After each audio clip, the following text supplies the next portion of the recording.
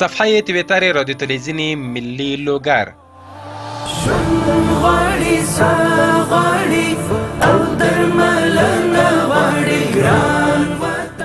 منبع اخبار سریع، موثق و معتبر به سطح لوگر.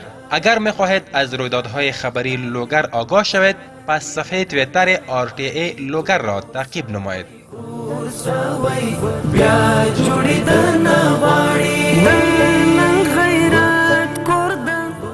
صفحه تویتر RTA لوگر انعکاس دهنده واقعات، فعالیت‌ها و اخبار داغ روز.